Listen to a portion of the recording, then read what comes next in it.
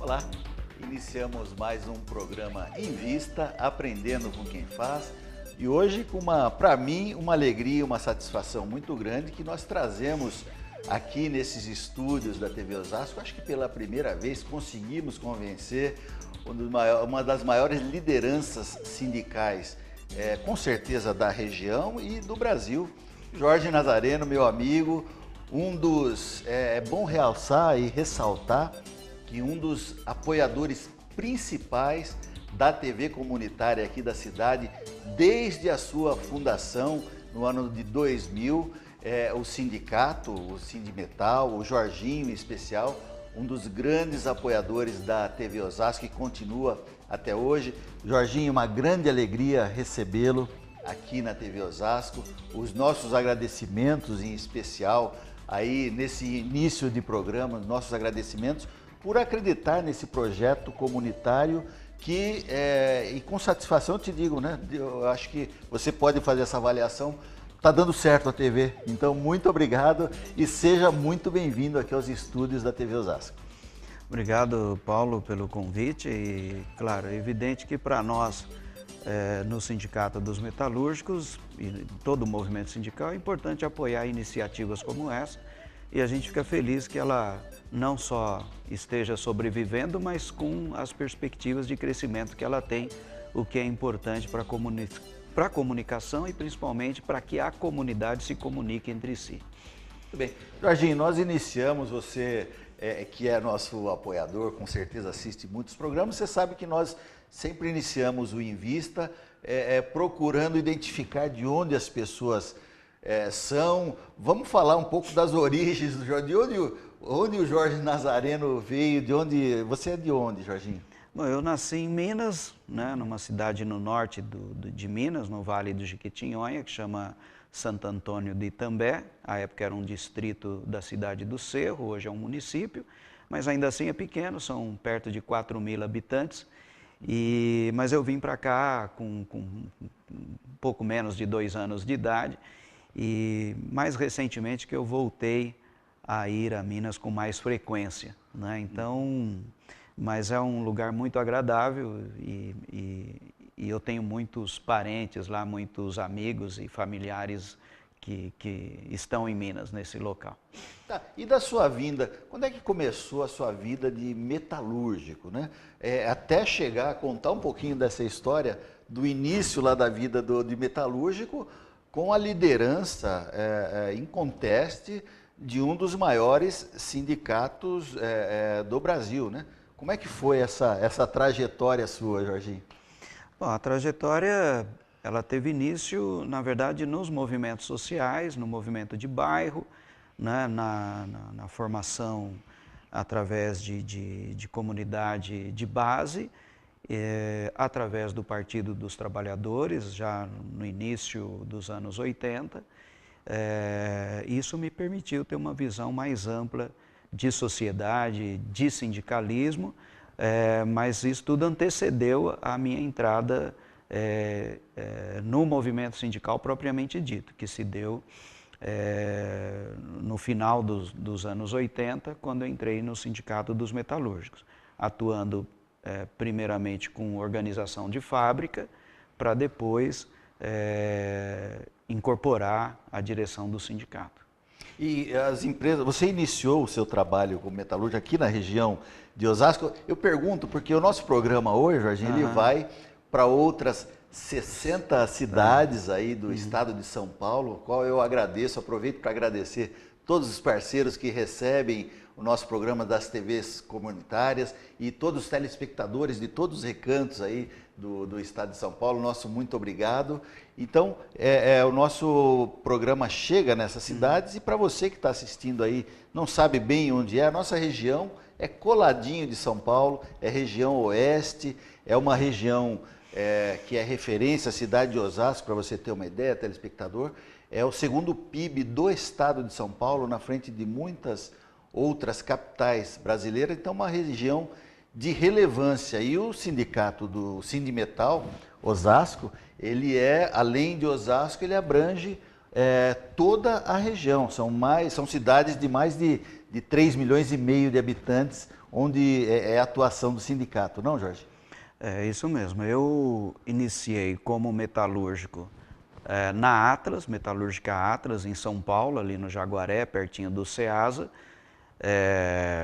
Fiquei lá um bom período, onde inclusive foi a empresa onde eu tive a participação na primeira greve, em 1979, né, uma greve bastante ampla aqui em São Paulo, Osasco, São Paulo, foi uma greve importante, onde lamentavelmente nós perdemos o companheiro Santo Dias, mas foi o meu primeiro contato. Depois, como metalúrgico, eu vim aqui para Santana de Parnaíba, né, na Ingrecon, e depois para a Ferbate, né, que ficava aqui em Osasco, encerrou as atividades. Presidente Altino. E na sequência eu fui para a Corneta, né, onde fiquei até o ano passado, 2016, início de 2016, e depois na CBFA. Realmente uma região muito efervescente, né? Tanto nos anos 70, nos anos 80, na verdade no final dos anos 60, né? Com a greve de 68. E é uma honra muito grande dirigir, uma honra e uma responsabilidade muito grande dirigir um sindicato com tanta história, com tantas pessoas que por lá passaram, e que deram a sua contribuição para o movimento sindical local e nacional. Bom, você está no sindicato há quanto tempo, Jorginho? Eu estou desde 1990. 90. Então vão ser aí 27 anos, não? 27 anos. É uma vida. Bom, eu quero dividir com o nosso telespectador que estamos, além de estarmos ao vivo em toda a região, nesse momento aqui, são 11 cidades aqui na região de Osasco, na região oeste de São Paulo. Estamos fazendo também uma transmissão pelo Facebook e você que nos assiste agora pode mandar as suas críticas, as suas perguntas pelo WhatsApp. Anote aí, código 11, você que está nos assistindo pela internet, código 11 981 420 208, 981 420 208, está aí na nossa tela. Você pode mandar suas perguntas agora, que nós vamos falar sobre assuntos muito interessantes, assuntos candentes. E ontem à noite, Jorge, nós tivemos aí a recusa. O governo teve somente 230 votos, precisava de 257 para apoiar um relatório que justificasse a emergência da reforma, né? Vamos falar um pouquinho disso e o nosso telespectador fica à vontade para, assim como eu, tirar as dúvidas. Nós vamos aproveitar e aprender com o Jorginho aqui, que tem muito para nos ensinar. Mas qual a importância, Jorge, ontem vamos dizer, desse chacoalhão que a oposição deu no governo, dizendo, peraí, nós vamos discutir tudo isso, mas vamos com calma. Foi mais ou menos esse o recado, Jorginho? Espero que sim, quero acreditar que sim, porque lamentavelmente a estrutura da Câmara dos Deputados permite muitas manobras e de repente o que ontem possa ter sido considerado uma perda para o governo, eu não vou chamar necessariamente de uma derrota, porque eles tiveram 230 votos e nós tivemos menos do que isso. Foram suficientes para impedir que a urgência seguisse na noite de ontem, mas nós temos dúvidas se hoje não serão feitas manobras para tentar novamente apresentar a urgência e tentar aprovar isso a toque de caixa, o que seria lamentável. É importante que os congressistas tenham em mente que debater o assunto é extremamente importante. Nós não podemos acreditar que a situação econômica que o país passa hoje seja suficiente para querer aprovar todas essas medidas a toque de caixa, sem discussão, sem debate amplo com a sociedade, com o movimento sindical, enfim, com todos os envolvidos. Nós acreditamos que os debates nas comissões, as audiências públicas que poderiam ser feitas, elas dariam uma contribuição maior para que essas medidas pudessem ser debatidas, serem melhor elaboradas e implementadas. Nós temos o Fórum Nacional do Trabalho, que este governo descartou, mas que poderia ser retomado, discutido, e você ter uma discussão mais adequada envolvendo trabalhadores, empresários e governo.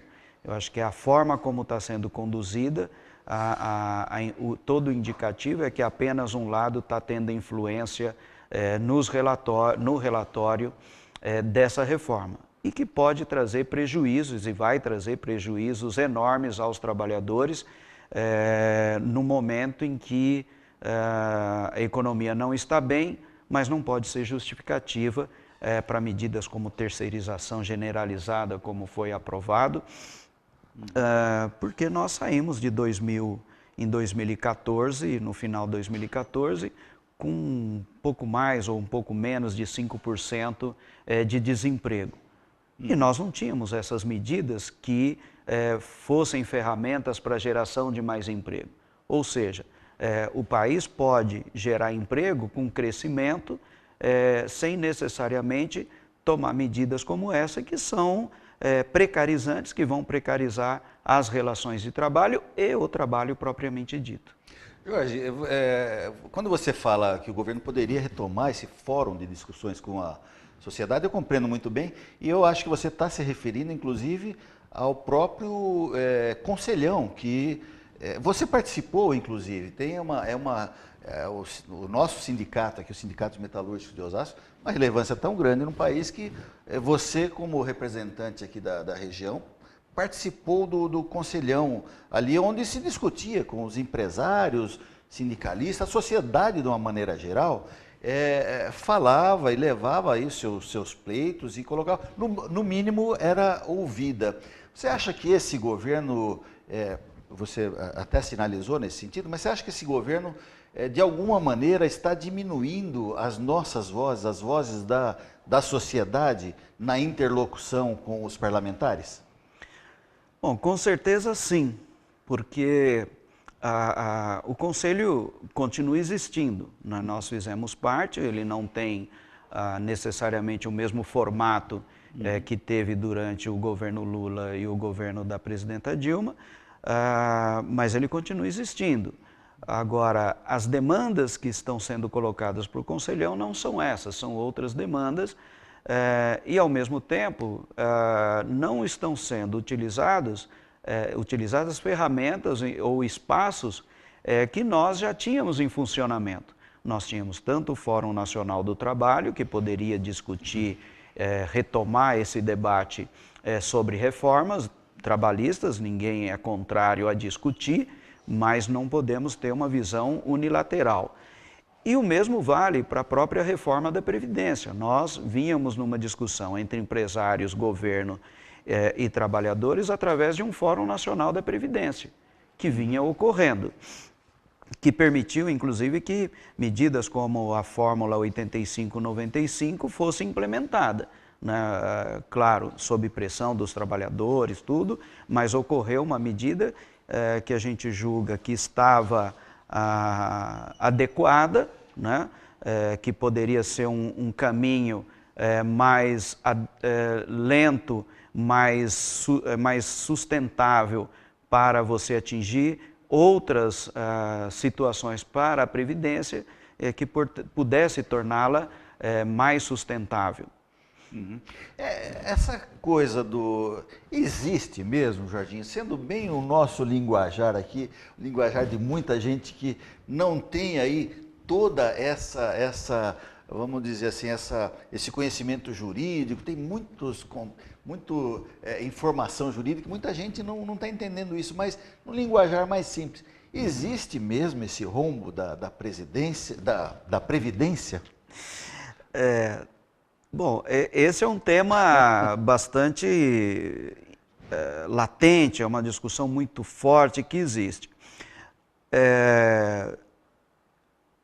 As informações são muito truncadas, né? Você não tem com clareza se é ou não deficitário. O nosso entendimento é de que não é, né? Até porque no setor privado, a reforma da Previdência até pouco tempo, ela era inclusive superavitária. A arrecadação da Previdência era superavitária. Informações do próprio governo. É claro que com um índice desse de desemprego que a gente tem hoje, que o país não está crescendo, que os investimentos não estão acontecendo, ela pode ter se tornado, a partir de 2015, ter algum déficit, mas que é plenamente possível recuperar. Com a retomada, isso claro, pode rapidamente equilibrar. Se equilibra e volta a ser superavitário. E no que diz respeito ao campo, né, aos trabalhadores rurais, foram criados mecanismos no governo Fernando Henrique para que essa massa pudesse ser contemplada com o PIS/COFINS, com arrecadações diretamente direcionadas para o pagamento dos trabalhadores rurais. Então, onde está o rombo? Bom, está no serviço público, está nos militares, onde que está? Mas não necessariamente. Ainda que pudessem entender que ela possa ter algum rombo, bom, então que apresente. O senador Paulo Paim está propondo uma comissão especial, né, do Senado para que seja aberta as contas da Previdência e que se identifique com clareza onde está esse rombo, né, se é que ele existe. Quem deve para a Previdência? Né, os devedores da Previdência devem mais de 500 bilhões à Previdência. Né, e como está sendo cobrado? Como é sonegado, né, porque isso é o que deve, mas tem o que se sonega, o que se deixa de recolher, né, as falcatruas que acontecem para não recolher Previdência ou recolher a menor. Então, tudo isso teria que ser de conhecimento para que pudesse se discutir com clareza, né, que se faça isso. E essa caixa preta não está sendo aberta para que as pessoas realmente tenham conhecimento de como se compõem esses custos da Previdência e como que é a sua arrecadação. E se ela é deficitária, não dá para admitir que 30% das suas receitas, que é a DRU, né, que é a desvinculação de receitas da União, sejam tiradas da Previdência, então. Né? Sim. Então, eu acho que é uma discussão muito ampla, muito técnica, mas que precisa ser aberta. Né? Provavelmente eu não vou ter elementos técnicos suficientes para debater com o ministro da Fazenda, mas seguramente os técnicos do Ministério da Fazenda, a Unafisco, o Sindifisco, que são entidades ligadas à Receita Federal, têm toda a competência para fazer esse debate e chegar a uma conclusão do que tem ou do que não tem de rombo nessa Previdência. Mas a reforma, ela, de alguma maneira, ela é necessária ser discutida, né, Jorge? O sindicato tem essa posição de discutir, posto que é uma legislação que tem aí, salvo engano, 43 anos e foi criada no momento que o país não tinha ainda uma produção industrial muito forte. Ela é um sistema que foi criado de previdência que era quando o país ainda era mais agrícola, né, Jorginho? Há a necessidade de se fazer essa discussão agora da Previdência? Olha, eu acho que numa correlação que estão querendo impor, né, de negociação, seguramente não é o momento adequado.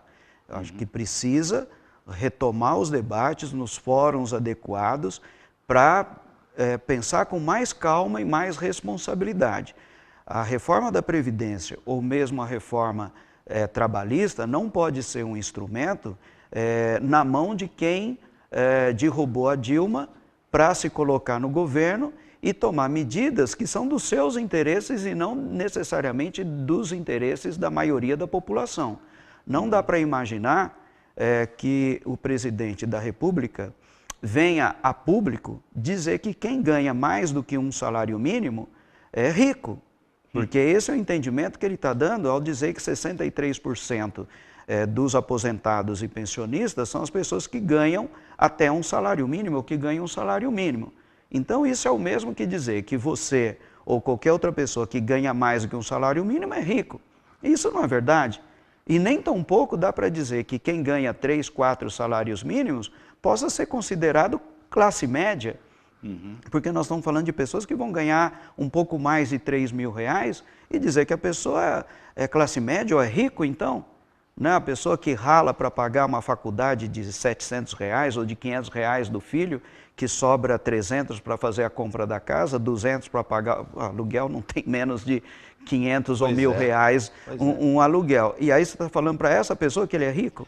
Né? Não, então, é uma reforma de interesse de quem tem mais. Olha, Jorge, e uma outra preocupação que com certeza o nosso telespectador que está aí próximo de se aposentar, se vigorar essa forma que está proposta aí, nós vamos aposentar depois quase perto dos 80, 90 anos, são 49 anos de contribuição. Já me preocupa, porque eu trabalho desde os 14 anos registrado. Já está chegando a hora de eu me aposentar, eu já vou passar para quase 80 aí. Espera um pouquinho. Esse é um outro aspecto. É inegável que a expectativa de vida dos brasileiros aumentou. Porém, ela não é uniforme. Não dá para dizer que a expectativa de vida é igual em todos os lugares. E nem mesmo a sobrevida, como o ministro Meirelles costuma dizer, querer impor para nós essa avaliação. A qualidade de vida se altera muito, a expectativa de vida se altera muito de acordo com a realidade de cada local. E isso não é querer estigmatizar, como muitos também acham, porque no Nordeste as pessoas... Não se trata disso. Em todos os lugares tem bolsões de miséria, né, de dificuldades, de qualidade de vida, de saneamento precário, como tem aqui em São Paulo. Não dá para imaginar que a expectativa de vida de uma criança que está lá morando no Pantanal, Jardim Pantanal em São Paulo, que alaga durante 3 meses por ano, com água do Tietê até a cintura, e achar que essas pessoas têm uma qualidade de vida como quem mora nos Jardins de São Paulo, não é a mesma coisa. Ou quem mora no Alto de Pinheiros, como o presidente Temer, tem a mesma qualidade de vida. As realidades são diferentes, e isso vale para quem mora em bolsões de miséria no Nordeste e quem mora em bolsões de miséria em São Paulo. Então, é outra expectativa de vida. E isso tem que ser levado em consideração. Esse é um aspecto. Não pode ser uma reforma de gabinete, né, Jorge? Com certeza. Tá. Além disso, você tem que olhar que a querer impor essa idade mínima da forma como está colocada, ela, no nosso entendimento, é inadequada e inoportuna. A proposta de 49 anos parece que está sofrendo alteração, parece que vão propor que ela seja reduzida a 40 anos. Porém, não muda a idade mínima, o que significa que as pessoas vão ter que trabalhar ainda mais para para conseguir a aposentadoria, mesmo que gradativamente. Então, o ideal seria realmente retomar a discussão num outro formato, e para aí ver o que precisa e o que não precisa ser reformado. O que deve atingir? Porque até agora o que está se vendo tira os militares, né? A filha do militar que ficar sem casar, ela é beneficiária quase que para o resto da vida de uma pensão. Ou a bolsa estudo até 24 anos. Que não é justo. Como é que você trata o Ministério Público? Como é que você trata a Justiça? Ora, se é para ser igual, que de fato seja igual para todos. Né? Não dá para ter um grupo privilegiado, porque privilégio é diferente de necessidade. É evidente que você falar para um professor ficar até 65 anos de idade numa sala de aula com 40 adolescentes, é evidente que isso não é uma tarefa fácil. E, ao mesmo tempo, não dá para você dizer que um professor comece a dar aula aos 16 anos. Porque aos 16 anos ele está no colégio. Sim. Ele vai ter que terminar uma faculdade para dar uma aula de boa qualidade para o seu filho. Portanto, ele vai começar a trabalhar aos 25, aos 26 anos, é que ele começa a dar aula. Então, evidente que o tratamento aos professores tem que ser um tratamento adequado pela necessidade, mas não por privilégio. Exatamente, por necessidade. Jorginho, infelizmente, nós temos tantos assuntos, está correndo muito rápido. Bom, enfim, gente, tem muita gente. Eu vou sugerir, então, que as perguntas sejam respondidas no site do sindicato e deixar os instantes finais para as suas despedidas do nosso público, Jorginho. Bom, muito rapidamente, mas para as pessoas que estão nos assistindo, é evidente que ao você assistir a grande mídia, TV Globo, TV Bandeirantes ou todas essas mídias, Globo News, você vai ouvir uma dinâmica que provavelmente te leve a acreditar que essas mudanças são necessárias, que elas são boas para os trabalhadores. Não são, podem ter certeza disso. É evidente que também você não é obrigado a acreditar naquilo que nós falamos, porque você pode dizer que nós somos petistas, ou que nós somos de esquerda, ou que nós somos isso, ou que nós somos aquilo. Primeiro que isso não é verdade, nós temos as pessoas nos mais variados partidos e nos mais variados pensamentos políticos. Agora, não precisa acreditar muito, mas ouça duas coisas. Recentemente o Papa Francisco mandou uma mensagem ao presidente Temer dizendo que olhe com respeito ao povo pobre, à população mais carente, com mais dificuldades do nosso país. Com certeza, isso é um recado para as medidas que estão querendo adotar. A CNBB, que é a Confederação Nacional dos Bispos do Brasil, fez uma reunião entre os bispos e tirou que eles são contrários à reforma que está sendo proposta pelo governo Temer. Então, eu estou citando uma pessoa e uma instituição que acredito que seja acima de qualquer suspeita por qualquer crença religiosa, que é a Confederação Nacional dos Bispos do Brasil, que são contrários a isso. Então, será que nós estamos errados? Será que o nosso discurso está errado? Com certeza não. Né? A Ordem dos Advogados do Brasil são contrários, o Ministério Público do Trabalho é contrário, a Justiça do Trabalho é contrário. Aliás, a Justiça do Trabalho, que nesse formato querem acabar com a Justiça do Trabalho e, por incrível que pareça, a Justiça do Trabalho, com todas as suas deficiências, é uma das que mais as pessoas acreditam. Portanto, reflita, analise e não aceite essas medidas. Então, no dia 28, na sexta-feira que vem, não essa, a outra, faça greve para demonstrar ao governo que somos contrários a essas medidas. Essa é uma luta de todos nós, sua, minha e de todos aqueles que querem um país de fato melhor, com distribuição de renda, com qualidade de vida, onde as pessoas não sejam classificadas como ricas porque ganham mais do que um salário mínimo. Isso é inaceitável. Então, você que está nos assistindo, dia 28, faça greve, demonstre a sua insatisfação para o governo. Não acredite nessa ladainha de que isso vai ser bom para nós. Não vai. Afinal de contas, aquilo que banqueiro está apoiando e que grandes empresários estão apoiando, bote um pé atrás antes de sair acreditando. Até porque muitos que bateram panela pela saída da Dilma, hoje não se manifestam com tudo o que está acontecendo e sendo denunciado no nosso país. Bom, Jorginho, infelizmente até passamos um pouco do horário, mas pedir para sindicalista ser breve é uma brincadeira. Jorginho, mais uma vez, muito obrigado. Nós agradecemos em primeiro lugar a Deus que nos permite estar aqui sempre levando alguma coisa boa para você. Semana que vem estamos de volta. Até mais.